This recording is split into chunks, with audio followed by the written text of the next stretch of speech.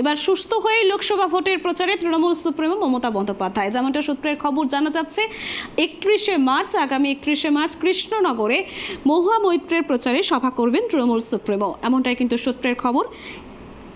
31শে March রবিবার কৃষ্ণনগরে মহুয়া মৈত্রের প্রচারে সভা করবেন তৃণমূল সুপ্রিমো। আর এই বিষয়ে বিস্তারিত আমরা জানবো, আমাদের টেলিফোন লাইনে আমাদের প্রতিনিধি দেবযানী রয়েছে। যেমনটা জানা যাচ্ছে, সুস্থ হয়ে লোকসভা ভোটের প্রচারে মমতা বন্দ্যোপাধ্যায় চলতি সপ্তাহে, যেমনটা সূত্রের খবর, 31শে মার্চ রবিবার মমতা বন্দ্যোপাধ্যায় যাচ্ছেন কৃষ্ণনগরে মহুয়া মৈত্রের প্রচারে সভা করতে। এই বিষয়ে বিস্তারিত কি জানতে পারছো দেবযানী? যেমনটা খবর, সুস্থ হয়ে লোকসভা ভোটের প্রচারে মমতা চলতি সপ্তাহে মহুয়ার গড়ে সভা করতে যাচ্ছেন। রবিবার 31শে মার্চ মমতা বন্দ্যোপাধ্যায় যাচ্ছেন কৃষ্ণনগরে মহুয়া মৈত্রের প্রচারে সভা করতে। যেমনটা খবর আসছিল, তিনি অসুস্থ হয়ে পড়েছিলেন, বাড়িতেই চোট পেয়েছিলেন, তারপর কিছুটা সুস্থ হয়ে আবারও প্রচারে তৃণমূল সুপ্রিমো মমতা বন্দ্যোপাধ্যায়। যেমনটা জানা যাচ্ছে, 31শে মার্চ রবিবার সুস্থ হয়ে লোকসভা ভোটের প্রচারে নামছেন মমতা বন্দ্যোপাধ্যায়। কৃষ্ণনগরে তার সভা রয়েছে।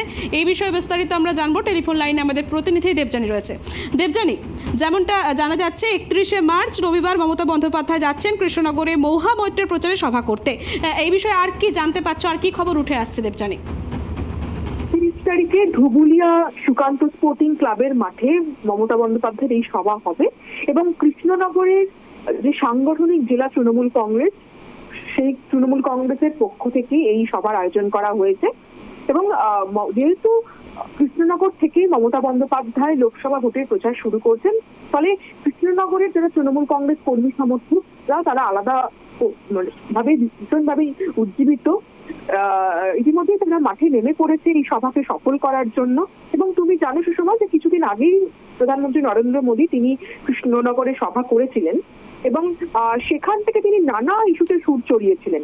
এবং এবারে কৃষ্ণনগর আসনটা ভীষণভাবে রাজনৈতিকভাবে খুব তাৎপর্যপূর্ণ, তার কারণ এবারে ওই কেন্দ্র থেকে তৃণমূল কংগ্রেসের প্রার্থী হয়েছেন মহুয়া মৈত্র এবং বিজেপি সেই কেন্দ্র থেকে প্রার্থী করেছেন সেখানকার সেই এলাকায় প্রভাব রয়েছে সেখানকার রানীমা বলে পরিচিত অমৃতা রায়কে। এবং যেহেতু মহুয়া মৈত্রকে ঘুষকাণ্ডে অভিযুক্ত করে সংসদ থেকে বহিষ্কার করা হয়েছে এবং মহুয়া মৈত্রের কাছেও একটা চ্যালেঞ্জ, এটা যে বহিষ্কৃত হয়েও তিনি বলেছিলেন যে লোকসভা ভোটে তিনি মানুষের রায় জবাব দেবেন, নরেন্দ্র মোদী অমিত শাহকে, বিজেপিকে তিনি জবাব দেবেন এবং সেই জবাব দেওয়ার জন্য তৃণমূলকে এই আসনটা জিততে হবে। মমতা বন্দ্যোপাধ্যায় কৃষ্ণনগর থেকে তার এই লোকসভা ভোটের প্রচার শুরু করে তিনি কিন্তু রাজনৈতিক মহল মনে করছে যে মহুয়া মৈত্রের পাশে তিনি যেমন আগেও দাঁড়িয়েছিলেন, এখনো আছেন এবং তিনিও কিন্তু কার্যত বিজেপিকে একটা বার্তা দিয়ে রাখলেন যে বিজেপি তার দলের সাংসদের সঙ্গে যে আচরণ করেছে বা তাকে যেভাবে অন্যায়ভাবে বহিষ্কার করেছে সংসদ থেকে, ফলে কৃষ্ণনগরে গিয়ে মমতা বন্দ্যোপাধ্যায় তিনি যে সে বিষয়ে আরো বেশি সরব হবেন, সুর চড়াবেন বা ধারালো আক্রমণ করবেন, সেটা কিন্তু আর বলার অপেক্ষা রাখে না। এবং সেই বার্তাটাই তিনি আগে থেকে দিয়ে রাখেন, যেটা সূত্রের খবর পাচ্ছি আমরা ওই দিনই তিনি ওই কৃষ্ণনগরের মাঠে থেকে তিনি প্রচার শুরু করতে চলেছেন। তবে দেখো, তৃণমূল কংগ্রেস যেরকম তারা কোমর বেঁধেছে এই কেন্দ্রটা জেতার জন্য, বিজেপিও তাদের প্রার্থী দিয়েছে একজন হেভিওয়েটকে তারা প্রার্থী করেছে। তারা দাবি করছে যেহেতু রানীমার সেখানে একটা তাদের পরিবারের একটা প্রভাব রয়েছে, কিন্তু বিজেপির ওখানে একটা বিক্ষিপ্ত স্তরও শোনা যাচ্ছে। ইতিমধ্যে বিজেপি নেতা রুদ্রনীল ঘোষ তিনি সংবাদ মাধ্যমের সামনে তার ক্ষোভ প্রকাশ করেছেন।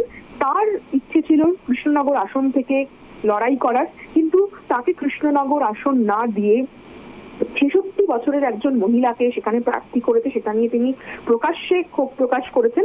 ফলে সেই বিক্ষুব্ধ কাঁটা বিজেপিকে কতটা বেগ দেয় সেদিকে কিন্তু অবশ্যই নজর থাকবে রাজনৈতিক মহলে। সুষমা, একদম ধন্যবাদ দেবযানী।